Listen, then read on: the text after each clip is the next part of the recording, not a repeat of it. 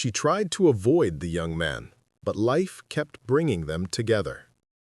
She saw him across the crowded emergency room, and her heart dropped. Not him. Not here. Not now. Elena Martinez had spent 3 years building walls high enough to forget that face, those eyes that once looked at her like she was the only person in the world. But fate, it seemed, had a cruel sense of humor. The young man didn't notice her at first. He was slumped in a chair, blood seeping through a makeshift bandage on his arm, looking more broken than she remembered. And in that moment, Elena made a choice that would haunt her for months to come. She turned away. But life had other plans. Because sometimes the universe doesn't let you run from the very thing you need to face. And what Elena didn't know was that this encounter was just the beginning of a collision course that would shatter everything she thought she knew about love, betrayal, and second chances. Elena had transferred to Mercy General Hospital specifically to escape her past. After her engagement fell apart in the most public, humiliating way possible, she needed distance. She needed to breathe. The hospital in downtown Seattle was supposed to be her fresh start. 240 miles from the small town where everyone knew her as that poor girl whose fiancé chose her sister. 3 years. That's how long it had been since Daniel Rivera walked out of her life, leaving behind a wedding venue deposit, 150 confused guests, and a broken woman who couldn't look at herself in the mirror without seeing failure. She had rebuilt herself piece by piece. Medical school, residency, promotions. Elena became someone who saved lives, someone who mattered, someone who didn't need anyone. Her colleagues called her the Ice Queen, not because she was cruel, but because she never let anyone get close enough to hurt her again. That Tuesday evening shift started like any other. Elena was reviewing patient charts when the automatic doors burst open. Paramedics rushed in with a young man on a gurney, shouting vitals and trauma details. Standard procedure. She'd seen hundreds of cases just like this. But when she looked down at the patient's face, her world tilted on its axis. Daniel Rivera. Older now, rougher around the edges, with a scar across his left cheekbone that hadn't been there before. His eyes were closed, his breathing shallow, and for one terrifying moment, Elena forgot she was a doctor. She was just a girl staring at the man who destroyed her. "Dr. Martinez, we need you." A nurse's voice snapped her back to reality. Elena did what she always did. She compartmentalized. She pushed every emotion into a locked box deep inside her chest and became the professional she'd trained to be. For the next 4 hours, she worked on Daniel without saying a word, beyond medical necessities. Car accident, broken ribs, internal bleeding. He'd survive, but it was close. When he finally opened his eyes in recovery, their gazes met. Recognition flashed across his face. Shock, then something that looked dangerously close to relief. "Elena," he whispered, his voice hoarse. She didn't respond. She simply finished checking his vitals, updated his chart, and walked away.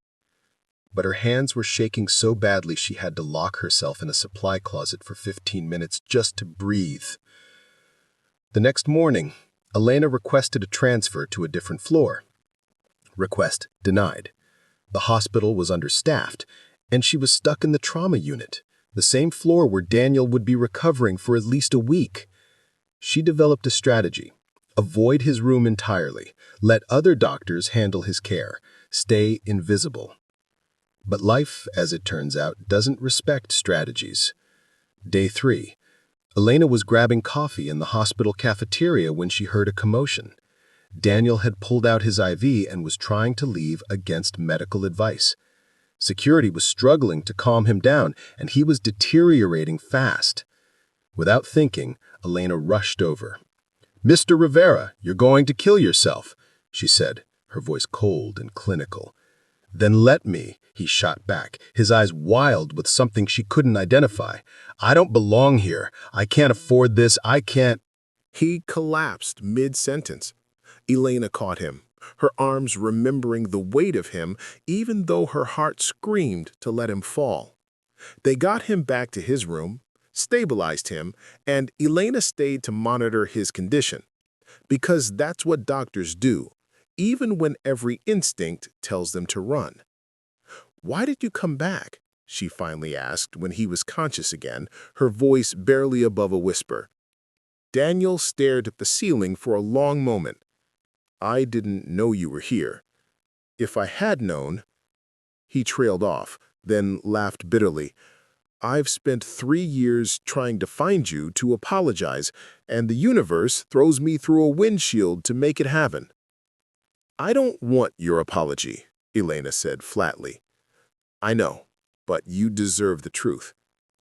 She should have left. She should have walked away right then. But there was something in his voice, a brokenness that matched the fractures she'd spent years hiding, that made her stay. And that's when he told her everything. The night before their wedding, Daniel's younger brother, the family screw-up, the one who could never hold down a job, had gotten involved with dangerous people, loan sharks, the kind who didn't just threaten but followed through. They'd come to Daniel with a choice: bring them $50,000 by morning, or his brother would disappear. Daniel had nothing. His family had nothing, so he made a desperate decision. He went to Elena's sister, Miranda, who'd recently inherited money from her grandmother. He explained the situation, begged for help, promised to pay her back. Miranda agreed, but she had one condition. "She said she'd always loved me," Daniel's voice cracked. "That she'd give me the money if I called off the wedding, if I chose her instead." Elena felt sick. "And you agreed?" "I panicked. I was 23 years old and my brother was going to die, so I said yes. I told myself I'd fix it later, that I'd explain everything to you, that you'd understand." He laughed, a sound full of self-loathing. "But Miranda made sure you found us together, made it look like an affair, made sure the whole town knew before I could tell you the truth." "You let everyone think you were a cheater," Elena said slowly, pieces clicking into place. "You let me hate you." "I saved my brother's life, and I destroyed yours. That's a trade I've had to live with." Elena stood up, her legs unsteady. "Your brother, is he—" "Alive, married, has a kid now, works construction. He doesn't know what I gave up for him." Daniel finally looked at her, and his eyes were filled with something she couldn't bear to name. "But Miranda does. She made sure I could never tell you. Photos, evidence of the affair she staged. She said if I ever contacted you, she'd make sure you saw everything, make sure you believed I really did cheat." "Why are you telling me this now?" "Because I'm dying, Elena." The words hung in the air like smoke. Elena's medical training kicked in immediately. "Your injuries aren't—" "Not the accident. Stage 4 pancreatic cancer. I've got maybe 6 months." He said it so calmly, like he was ordering coffee. "Found out 3 months ago. Suddenly, Miranda's blackmail doesn't seem very important anymore." Elena didn't remember leaving his room.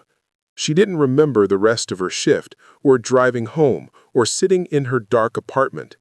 She only remembered the feeling of her carefully constructed world crumbling all over again. For 3 years, she'd hated him. For 3 years, she'd blamed herself for not being enough. And now she learns it was all a lie, a manipulation orchestrated by her own sister. The next day, Elena called Miranda for the first time in 3 years. "Elena, oh my God, I've missed you so much." Miranda's voice was saccharine sweet, exactly as Elena remembered. "Did you blackmail Daniel Rivera?" Elena asked, her voice like ice. The silence on the other end told her everything. "I don't know what he told you," Miranda finally said, "but that man is a liar. He broke your heart. He cheated on you. With me, yes, but he initiated everything. I was weak, and I'm sorry, but he has cancer, Miranda. He's dying, and he has no reason to lie anymore. Another pause. Then Miranda's voice changed, became harder. So what if I did? You were always the golden child. Perfect Elena, perfect grades, perfect career. You got everything handed to you while I struggled. Daniel was the one thing I wanted that you had. And you know what? He wasn't worth it anyway. We broke up after 6 months. Elena hung up. She didn't cry. She didn't scream. She simply sat with the weight of betrayal, not from a cheating fiancé, but from the sister who was supposed to love her unconditionally. The pattern continued for weeks. Elena would avoid Daniel's floor, and somehow she'd end up there anyway. He'd code in the middle of the night, and she'd be the one running the resuscitation. He'd need a specialist consult, and she'd be pulled in because of her expertise. The universe, it seemed, was relentless. And slowly, despite everything, they began to talk. Not about the past at first. About medicine, about the terrible hospital coffee, about the patient in room 304 who kept proposing to the nurses. Small things, safe things. But then Daniel's condition worsened. The cancer was aggressive, and the accident had accelerated its progression. He was moved to palliative care, and Elena found herself volunteering to check on him during her rounds. "Why do you keep coming back?" Daniel asked one evening, his voice weak. "I don't know," Elena admitted, and it was the truth. She didn't know why she couldn't stay away from the man who'd broken her, even knowing he hadn't meant to. "You should hate me," he said. "I did, for a long time." Elena sat down in the chair beside his bed. "But hate is exhausting. And you gave up everything for your brother. That's not the action of a villain. It's not the action of a hero either. A hero would have found another way. Maybe, but you were scared and young, and you made the only choice you thought you could. I'm not saying I forgive you. I don't know if I can, but I understand now." Daniel reached for her hand, hesitated, then pulled back. "I used to imagine what I'd say if I ever saw you again. I had this whole speech planned, but now the only thing I can think is that I'm sorry for all of it, for not fighting harder, for not protecting you from Miranda, for—" "Stop," Elena interrupted. "Just stop. I don't need a speech. I need—" "What? What do you need?" Elena looked at him, really looked at him, for the first time since he'd been admitted. She saw the boy she'd loved, the man he'd become, and the ghost he was turning into. And she realized something terrifying. She wasn't over him. 3 years of healing, of building walls, of convincing herself she was better off alone, all of it crumbled in the face of this dying man who'd sacrificed everything for family. "I need time," she finally said. "Time we don't have." Over the next month, Elena broke every rule she'd set for herself. She spent her breaks in Daniel's room. She brought him books and smuggled in decent food. She told him about medical school, about her life in Seattle, about the person she'd become. And Daniel told her about his brother's wedding, about holding his nephew for the first time, about the moment he'd found out he was sick and his first thought was that he'd never get to apologize to her. They didn't talk about love. They didn't talk about what could have been. Some wounds were too deep to explore with so little time left. But Elena felt something shifting inside her, a softening, a thawing of the ice she wrapped around her heart. Then Daniel's brother showed up. Marco Rivera looked like a healthier version of Daniel. Same dark hair, same strong jaw, but without the weight of dying on his shoulders. He came bursting into Daniel's room one afternoon while Elena was there, his face panicked. "Danny, oh God, Danny!" He stumped when he saw Elena. "Who are you?" "Dr. Martinez," Elena said professionally. "I'm one of your brother's physicians." Recognition dawned on Marco's face. "Elena Martinez? The Elena Martinez?" Daniel closed his eyes. "Marco, don't. You're the girl from the photos, the one Danny was supposed to marry."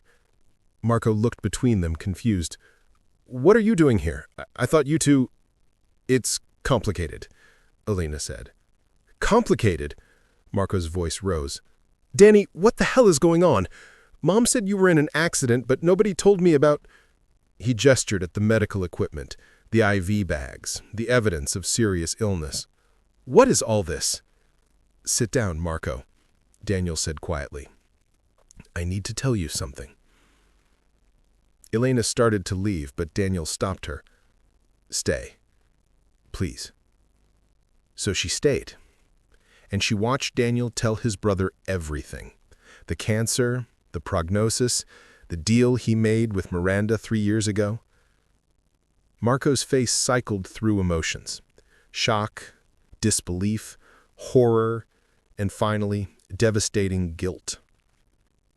"You ruined your life for me," Marco whispered. "You gave up Elena for me?" "You're my brother," Daniel said simply. "What else was I supposed to do?" Marco stood up abruptly, his chair clattering backward. "No, this is wrong. You don't get to be the martyr here. You should have told me. You should have let me figure it out myself. You would have died. Maybe, but that was my choice to make, not yours." Marco was shouting now, tears streaming down his face. "You think I wanted this? You think I can live with knowing what you sacrificed?" Elena watched the brothers argue, saw the years of secrets and pain spilling out, and realized something profound. Daniel hadn't just sacrificed his relationship with her. He'd sacrificed the truth with his brother, too.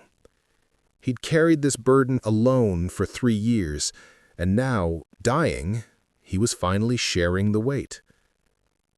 Marco eventually collapsed into the chair, sounding. Daniel reached out and gripped his brother's hand.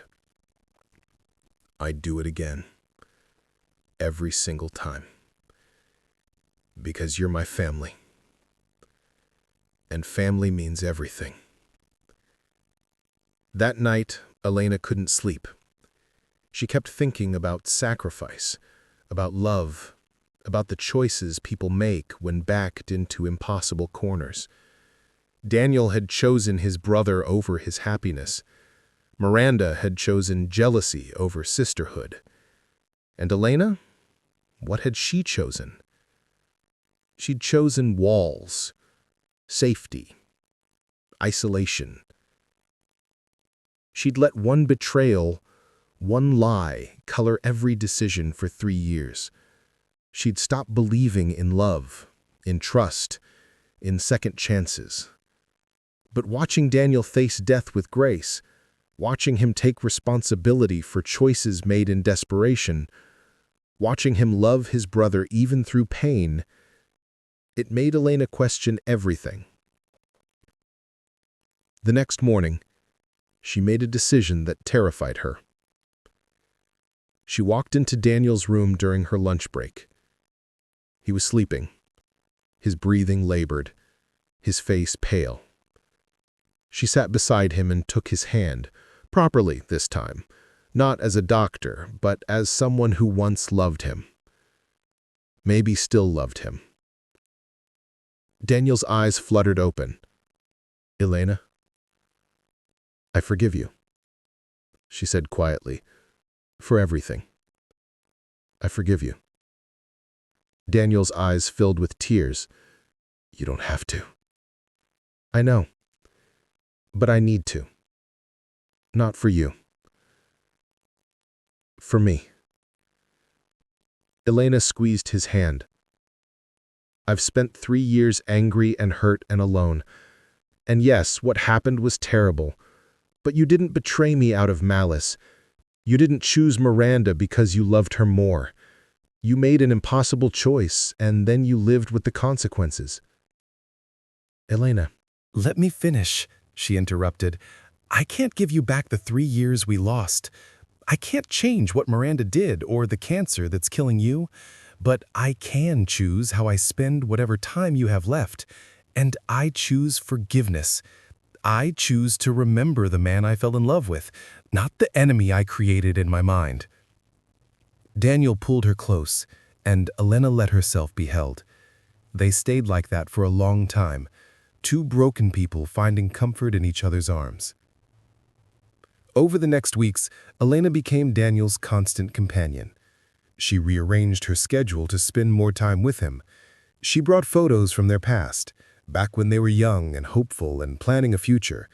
They laughed about stupid arguments they'd had, terrible dates they'd been on, the time Daniel tried to cook her dinner and nearly burned down his apartment. They also talked about the future he wouldn't see. Daniel made Elena promise to keep living, to not let any of this, stop her from finding happiness again. "Promise me you'll fall in love again," he said one evening, his voice barely above a whisper. "Daniel, promise me, Elena. Promise me you won't let fear win. You deserve everything. Love, family, joy, all of it." Elena promised, even though the words felt like lies. Then came the day the doctors said Daniel had maybe a week left.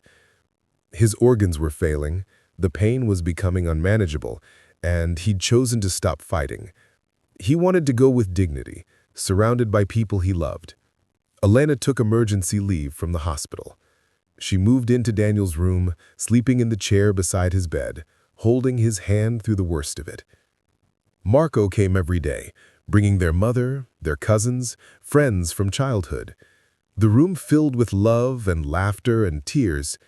Stories were shared, forgiveness was given, and Daniel slowly let go of the world. On his last night, when everyone else had gone home, and it was just Elena and Daniel in the quiet dark, he turned to her with surprising clarity.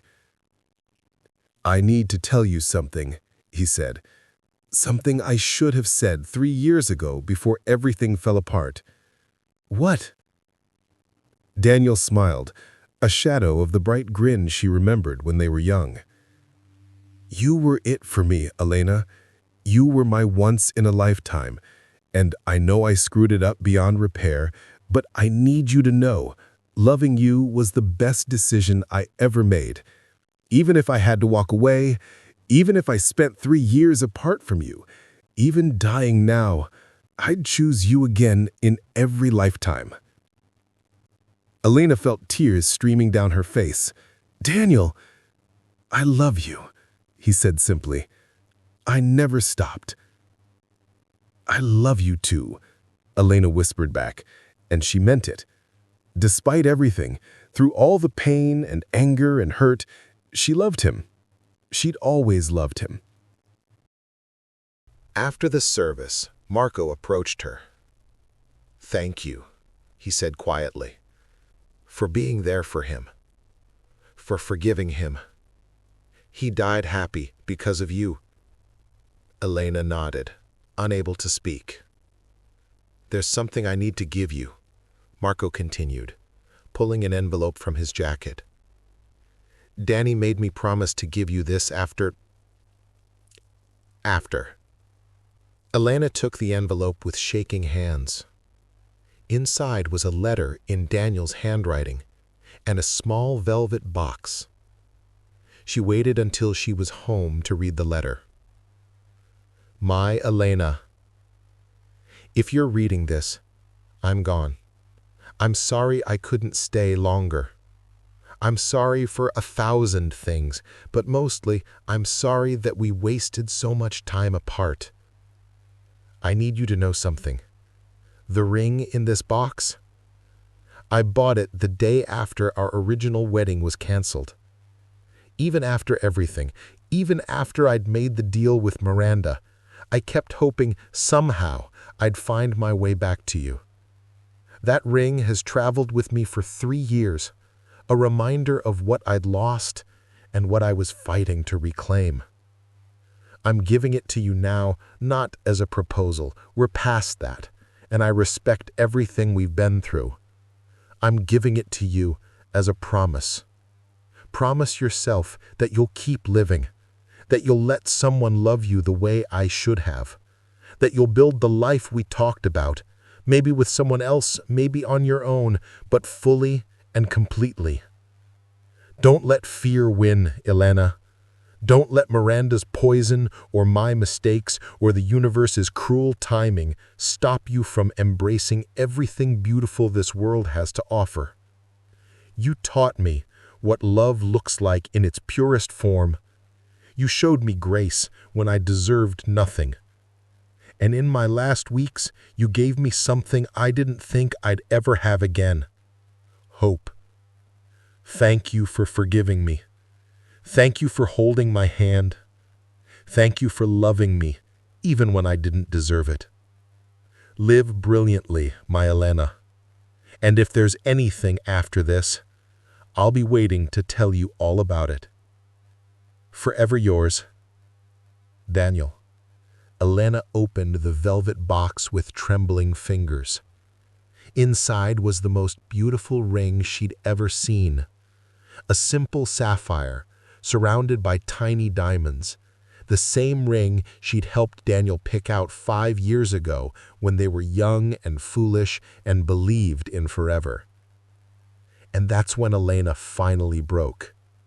She cried for the love she'd lost, for the years stolen by secrets and lies, for the man who died loving her, for the future they'd never have.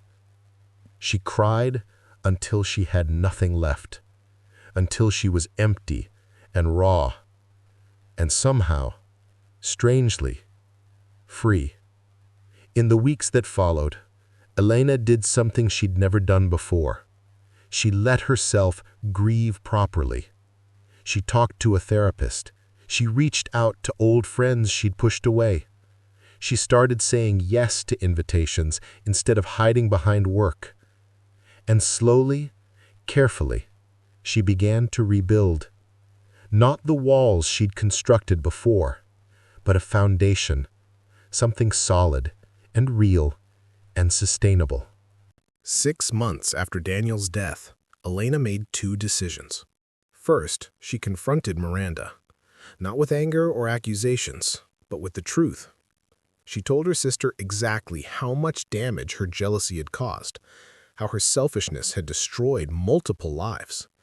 She told Miranda that she never wanted to see her again, and that forgiveness wasn't always possible, even between family. Miranda tried to justify, to minimize, to play victim, but Elena walked away mid-sentence. Some people don't deserve closure.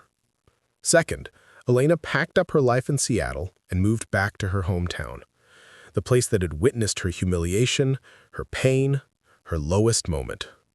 But this time, she wasn't running. She was reclaiming. She took a position at the local hospital, the same one where she and Daniel used to volunteer together during college. She bought a small house with a garden. She reconnected with old friends and made new ones. She started living instead of just surviving. People talked, of course. Small towns always do. But Elena held her head high. She wore Daniel's ring on a chain around her neck, a reminder of love and loss, and the courage it takes to forgive. And then, on an ordinary Tuesday morning, 1 year after Daniel's death, something extraordinary happened. Elena was at the farmer's market buying flowers for her garden when she literally bumped into someone, knocking their coffee everywhere. "Oh my God, I'm so sorry," she said, grabbing napkins. "No worries, I wasn't watching where I was going," a male voice replied. They both looked up at the same time. The man was in his early 30s, with kind eyes and an easy smile. Something about him seemed familiar, though Elena couldn't place it. "Do I know you?" she asked. "I don't think so," he said, extending his hand. "James Chen. I just moved here to teach at the high school." "Elena Martinez," she replied, shaking his hand. "I'm a doctor at Mercy General." They chatted for a few minutes, easy conversation about the town, about adjusting to small city life, about the best coffee shops. James was charming and funny, and Elena found herself laughing for the first time in months. "Can I buy you a replacement coffee?" she offered, gesturing to the one she'd spilled. "It's the least I can do." "Only if you let me buy you one too, and maybe tell me about the good hiking trails around here." Elena hesitated. Old fears rose up. What if she got hurt again? What if she opened her heart and it got shattered? But then she remembered Daniel's letter, his plea for her to keep living, the promise she'd made. "I'd like that," she said. As they walked toward the coffee shop, Elena touched the ring hanging beneath her shirt. "Thank you," she thought. sending the words out into whatever universe Daniel now inhabited. Thank you for teaching me that love is worth the risk, even when it ends in heartbreak. She didn't know if James would be anything more than a friend. She didn't know if she was ready for love again. But she knew one thing with absolute certainty. She was finally ready to try.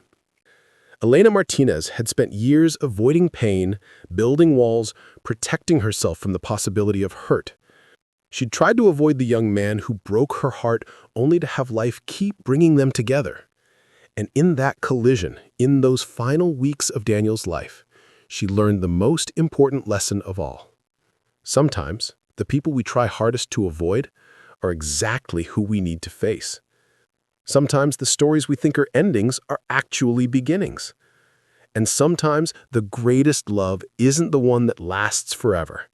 It's the one that changes us completely, teaching us to open our hearts even after they've been shattered. Elena walked into that coffee shop with James, carrying her scars and her strength, her past and her hope. She didn't know what tomorrow would bring, but for the first time in 4 years, she was ready to find out. Because she'd learned something that only comes from surviving the fear and uncertainty. You can't avoid life. You could only choose how bravely you live it. The coffee was terrible. James made a face that had Elena laughing so hard she nearly choked. They stayed for 3 hours, talking about everything and nothing, and when Elena finally went home, she felt something she thought she'd lost forever. It was the quiet spark of hope. A reminder that connection could bloom in the unlikeliest moments, reigniting the fire within her to embrace life's next chapter with open arms and fearless joy. If this story touched your heart, drop a comment below sharing your thoughts on forgiveness and second chances. And if you want more stories that explore the raw, real complexity of human relationships, the kind that make you feel deeply and think differently, hit the like button and subscribe, because everyone has a story worth telling.